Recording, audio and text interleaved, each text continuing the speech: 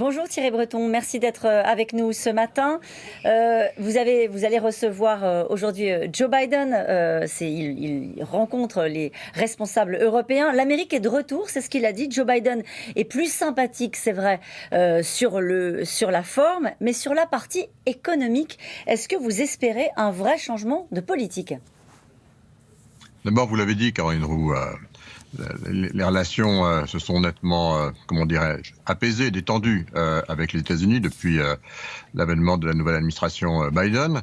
Mais oui, bien sûr, l'Amérique reste l'Amérique et l'Europe l'Europe. Et cette crise a révélé, je crois de façon très claire, à nous autres Européens qu'au fond, notre destin, il est entre nos mains. Alors bien sûr, nous avons un jeu d'alliance, nous avons des partenaires. Les États-Unis sont nos alliés, ils le sont depuis des décennies, ils le seront encore pendant des décennies.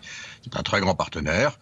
Mais vous savez, avec ce que nous venons de vivre, et notamment, on l'a vu, la rupture de chaînes d'approvisionnement dans des pans entiers de l'économie, y compris du reste à l'occasion de décisions qui ont été prises en particulier par nos alliés américains de se fermer sur eux-mêmes, en particulier pour ne pas exporter une seule dose de vaccin, eh bien, ou même des composants, nous avons pris conscience que notre destin il est entre nos mains. On va parler de ça aussi.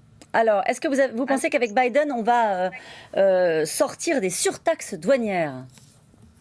On en discute évidemment, et on en discute depuis longtemps. Je ne sais pas si on va conclure ce dossier aujourd'hui, mais on avance. On espère pouvoir avancer rapidement, et notamment sur le volet aéronautique, sur le volet acier, qui quand même, il faut dire les choses comme elles sont, ont quand même un peu empoisonné nos relations. Voilà, j'ai espoir qu'on en sorte et qu'on passe effectivement à autre chose. On va voir à quelle échéance. Alors le président américain Joe Biden, c'est très clair, c'est sa stratégie, veut rallier l'Europe dans un bras de fer avec la Chine. Ça veut dire que l'Europe va devoir choisir son camp ? Vous savez, encore une fois, l'Europe est une très grande puissance économique. On en prend conscience tous les jours. C'est une très grande puissance industrielle. C'est le premier marché au monde aujourd'hui. Et donc, effectivement, ça attise les convoitises. Mais je dirais que l'autre revers de la médaille, eh bien, c'est que nous prenons conscience progressivement de notre puissance. Alors, je le disais tout à l'heure, nous avons effectivement des partenariats importants et avec les États-Unis et avec la Chine. Les États-Unis vous laissez sont nos entendre, alliés. Pardonnez-moi, je vous coupe Thierry Breton, vous laissez entendre qu'il ne faudrait pas tomber dans ce piège. Je ne crois pas que c'est un piège. Nous avons qualifié, on ne se trompe pas, on sait très bien où nous sommes et où sont les autres. Nous avons qualifié du reste la Chine de rival systémique. C'est quand même un mot qui est assez fort. Ça date du reste de l'ancienne présidence de la commission Juncker. Et effectivement, on est inscrit dans cette logique-là. On n'est absolument ni naïf ni dupe. Il n'en demeure pas moins que nous avons des partenariats importants. Mais vous savez, il y a une réunion qui s'est tenue hier à l'OTAN. Le thème même de rival systémique, de défi systémique qui est aujourd'hui, je dirais, mis en œuvre par la Chine, a été qualifié. Donc je dirais que le narratif, le qualificatif de notre relation avec la Chine, qu'on avait nous-mêmes encore une fois arrêté ensemble, nous Européens, voilà, il devient maintenant plus général puisqu'il se transfère à l'OTAN. Vous avez rencontré votre homologue américaine. De quoi avez-vous parlé ? Je crois que le sujet de la Chine a été au menu de vos discussions. Alors j'ai rencontré effectivement Madame Gina Raimondo, qui est la secrétaire américaine au commerce, et donc on a parlé précisément de l'ensemble des chaînes de valeur, des supply chains comme on dit, qui interconnectent, on va dire, notre continent dans différents secteurs de l'économie. On a parlé des vaccins, on peut parler aussi des semi-conducteurs, où on partage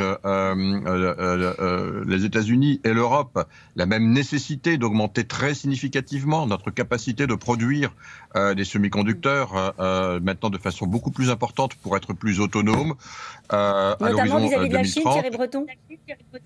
Vis-à-vis de l'Asie en général, vous savez, aujourd'hui on ne produit que 10% des besoins mondiaux en Europe, mais aussi 10% aux États-Unis. On a décidé ensemble de monter à 50% dans les 10 ans, y compris en allant dans les technologies les plus avancées, au-delà de 2 nanomètres, c'est-à-dire d'être vraiment le leader dans ce domaine-là. C'est vrai qu'on va coopérer davantage sur ce segment. En vous écoutant ce matin, j'ai l'impression qu'il y a beaucoup de lucidité sur la nature des relations avec les États-Unis, mais vous attendez pas un bouleversement en termes de stratégie économique. Ça sera toujours l'America First en réalité. Oui, mais on est très heureux d'abord que les États-Unis rejoignent les institutions internationales. Elles s'en étaient Ouais. éloignées. C'était vraiment très dommageable je dirais, pour tout le monde, pour eux y Ouais. compris, et pour l'avenir de la planète, y compris évidemment en ce qui concerne le climat. Donc, on est heureux que les États-Unis reviennent à la table de négociation. Ils sont revenus aussi à la table de négociation et de discussion sur les taxes. Vous l'avez vu. Ouais. Donc, ils reviennent. C'est une très bonne nouvelle. Maintenant, voilà, ils ont leurs objectifs et c'est normal. Mais nous avons les nôtres et les nôtres sont de plus en plus affirmés et c'est normal aussi. Vous avez évoqué la taxation minimale sur notamment les géants du numérique. Comment mettre tout le monde d'accord? Et là, on parle simplement de l'Europe et on pense à l'Irlande. Comment lever cet obstacle majeur? Bah, si vous voulez, déjà, nous, en Europe, on était vraiment on était d'accord pour travailler ensemble sur cette imposition des grandes plateformes si jamais il n'y avait pas d'accord dans le cadre de l'OCDE. Bah, il y a une ouverture maintenant qui est faite précisément par le G7 et puis on espère bientôt par le G20. Donc ça va, je dirais, relancer les discussions dans le cadre de l'OCDE. On n'a jamais changé d'avis. On privilégie effectivement un accord dans le cadre de l'OCDE parce que ça veut dire que ça englobe évidemment une très grande majorité des pays de la planète. Maintenant, si jamais ce n'était pas le cas, l'Europe l'a dit de façon unanime, les 27 tous ensemble, eh bien qu'on proposerait notre propre système. Mais croyez-moi, nous préférons, je préfère effectivement que ça se passe dans le cadre de l'OCDE. Ça va être compliqué avec l'Irlande et ça, on le sait depuis longtemps. Juste un mot sur la vaccination. N'oublie pas que vous étiez en charge aussi, membre de la task force sur les vaccins. Est-ce que vous pensez déjà toujours qu'on atteindra l'immunité collective en juillet, lorsque c'est ce que vous aviez dit précédemment? Alors, ce que j'ai dit très précisément, je vais revenir parce que c'est très important, c'est que nous serons en capacité, et c'était un peu l'objectif que nous nous sommes fixés, de pouvoir livrer suffisamment de doses pour qu'à mi-juillet, on puisse vacciner 70% de la population adulte. Je vous confirme qu'au niveau européen, on est vraiment bien parti pour atteindre ces chiffres. Voilà, 70% de la population adulte. Vous voyez, pour vous donner des références, j'ai vu que les Anglais avaient repoussé un peu maintenant. Ils espèrent atteindre 66%. Bon, on verra bien. On n'est pas à 1% près vers le 20 juillet. Donc, ils ont repoussé. Ouais. Je pense que l'Europe, non seulement est revenue effectivement dans la course, l'a fait maintenant en tête. Et c'est très important parce qu'il s'agit de la santé de nos concitoyens et puis aussi notre capacité à pouvoir... disons les choses comme elles sont, partir en vacances de façon sécurisée pour soi et pour les autres. Vous aussi, vous avez des projets pour les vacances, Thierry Breton. Une dernière question très vite. Dans une interview dans la Stampa, un haut responsable de l'Agence européenne du médicament a déclaré qu'il valait mieux arrêter la vaccination avec AstraZeneca et le remplacer par le Johnson & Johnson quand c'est possible. Est-ce que ça fait partie des projets et des décisions qui pourraient être prises ? Non, pas du tout. Pour l'instant, absolument pas. Donc, l'AstraZeneca a été validé par notre agence de santé. C'est l'une des meilleures, si ce n'est la meilleure au monde. Et donc, on poursuit avec l'ensemble des vaccins. Ce qui est exact, c'est que les vaccins à ARN messager, c'est-à-dire ni AstraZeneca ni Johnson & Johnson, semblent particulièrement bien adaptés pour être prêts au cas où il y aurait une nécessité d'une troisième dose pour faire face à un variant. Donc, on sera prêt aussi à l'automne.